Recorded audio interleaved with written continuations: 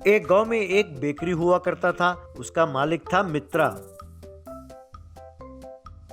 मित्रा के बेटे का नाम था लड्डू। वो जब देखो खाता और सोता, टीवी देखता।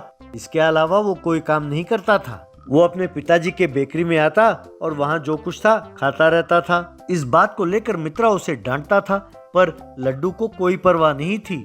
मित्रा, अरे बेटा, मैंने ये बेकरी इसलिए खोला कि इससे 4 पैसे कमाऊं, इसलिए नहीं कि तुम्हें खिलाता रहूं। तुमने अपना तोंद देखा है? देखो पहाड़ की तरह कैसे फूल गया है ये। ऐसा ही रहा तो कल तुम्हारी शादी कैसे होगी बेटा? तब लड्डू, पता नहीं पिताजी, खाने की वस्तु देखकर मुझसे रहा नहीं जाता। भूख ना भी हो तो खाने का मन करता है पिताजी, मैं क्या करूं? एक दिन जीवन नाम का एक डॉक्टर मित्रा से आकर मिला। अरे मित्रा जी, मेरे घर में फंक्शन है, मैंने लड्डू ऑर्डर किया था, अगर तैयार हो तो दे दीजिए, मैं लेकर जाता हूँ। तब मित्रा ने देखा तो उसे लड्डू नहीं दिखाई दिए। जब उसने लड्डू के जेब टटोला तो उसमें से 2 लड्डू बाहर आए। मित्रा, अरे बाप रे, 500 लड्डू तुम अकेले खा गए? अरे बेटा, तुम्हारा पेट है या कुआं? डॉक्टर साहब, मुझे माफ कर दीजिए, ये कमबख्त सारा लड्डू खा गया। ये लीजिए जो आपने एडवांस पैसे दिए थे। डॉक्टर, क्या ये अकेला सारा लड्डू खा गया? कोई बात नहीं, आप एक बार आकर मुझसे मिलिएगा, मुझे आपसे काम है, कहकर चला गया। एक दिन बेकरी के पास लड्डू अकेला कुछ खा रहा था। तभी एक व्यक्ति सोने के मोटर बाइक में वहां पहुंचा। वो कोल्ड ड्रिंक खरीद कर पी रहा था और लड्डू उसके मोटर बाइक को हैरान होकर देख रहा था।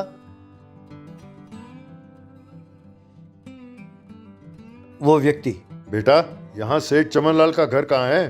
क्या तुम मुझे उनके घर का रास्ता दिखा सकते हो? लड्डू, आप सीधा जाइए और आगे जाकर बाएं हाथ मुड़ जाइए, वहीं उनका घर है। वैसे ये सोने का मोटर बाइक क्या है? सचमुच सोने का है क्या? तब वो व्यक्ति, तुम्हें शक है? अरे ये सचमुच सोने की गाड़ी है, इसे मेरे मालिक ने 400 केजी सोना डालकर बनाया है।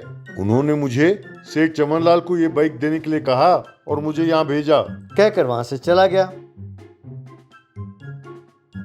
अगले दिन 2 और व्यक्ति वहां आए, कुछ खरीद कर खाते हुए बात कर रहे थे।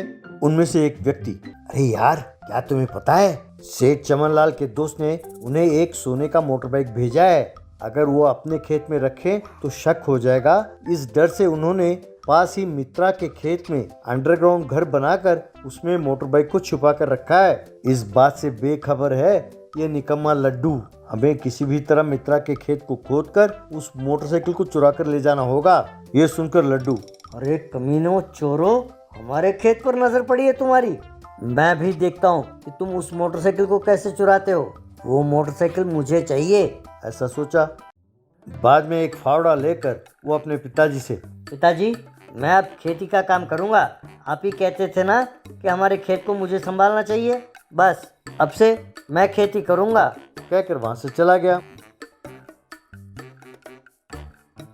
बाद में उसने खेत के चारों ओर तार लगा दिए ताकि कोई अंदर आ ना सके। बाद में वो खेत खोदने लगा, वहीं खाता था, वहीं सोता था, फिर वहीं खोदता रहता था। यूं कुछ दिन बीत गए। जैसे जैसे दिन बीतते गए, गड्ढा बड़ा होता गया और खूब मेहनत करने के कारण वो दुबला हो गया। यूं एक दिन गड्ढा खोदते खोदते वो अंडरग्राउंड मोटरसाइकिल के पास जा पहुंचा। वो सोने के मोटरसाइकिल को देखकर खुशी के मारे कूदने लगा। वो, अरे वाह, क्या किस्मत है मेरी, अरे किसी ने देख लिया तो शक हो जाएगा। यूं सोचकर उसने फिर से उसे मिट्टी से ढक दिया। इस तरह वो मिट्टी का मोटरसाइकिल में बदल गया।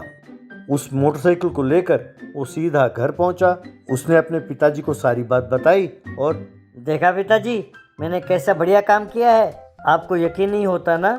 ठहरिए, मैं बताता हूँ, कहकर वो मिट्टी से भरे बाइक के ऊपर पाइप से पानी छिड़कने लगा। तब सारा मिट्टी हट गया और गोल्डन मोटर बाइक नजर आया।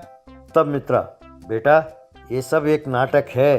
तुम्हारा मोटापा दूर करने के लिए मैं, डॉक्टर जीवन और बेकरी में जो लोग आए थे, हम सब ने मिलकर ये नाटक किया।